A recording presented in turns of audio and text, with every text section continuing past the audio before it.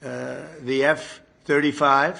We're doing an upgrade, a simple upgrade, but we're also doing an F-55. I'm going to call it an F-55, and that's going to be a substantial upgrade, but it's going to be also with two engines because the F-35 has a single engine. I don't like single engines. Even this man, he's the best in the world at engines, but on occasion, I know you won't admit this, if an engine goes out, it's nice to have 2, 3, or 4. That's why I like the 747. It's got 4. And but today they're getting very big, and it's a little more cost-saving to have 2 very, very big ones. But no matter how good, they tell me, Larry, the engine will never go out. Well, I think it goes out on occasion, very rarely. And we're going to do an F-55, and I think if we get the right price, we have to get the right price. And that'll be 2 engines and a super upgrade on the F-35. And then we're going to do the F-22. I think the most beautiful fighter jet in the world is the F-22, but we're going to do an F-22 Super, and it'll be a very modern version of the F-22 fighter jet. And I don't know if you know it, but you know who copied it? China. They copied it. I said, I'm looking.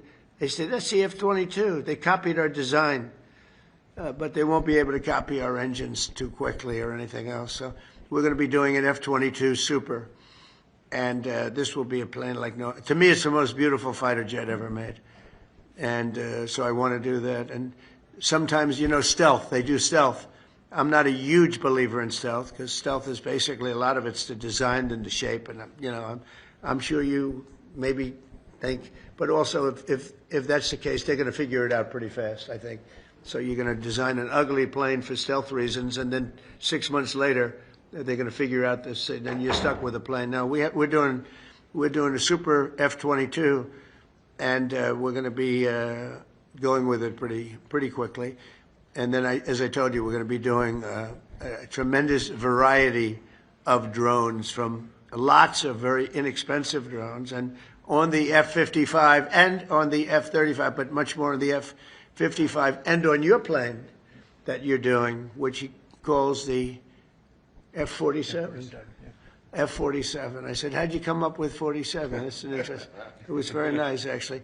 But you said there's a tremendous capability for it. Travels with many, many, potentially hundreds of drones, right? Do you want to talk about that? Because it's very interesting to people. Well, the F-47 is the first 6th-generation fighter in the world. We're very excited to be developing that, and we'll be bringing that into production in the near future. There's not much I can say about that for security reasons, but we're very pleased to be in the development process of that airplane. Yeah, it's going to be great. It's got a beautiful weapon, as you say. We're all F-15s. You saw that? Were you concerned at all? It was a little bit spooky, right? It's a little bit different when I'm reading the name of the pilot from I'm saying the name, Rigraw.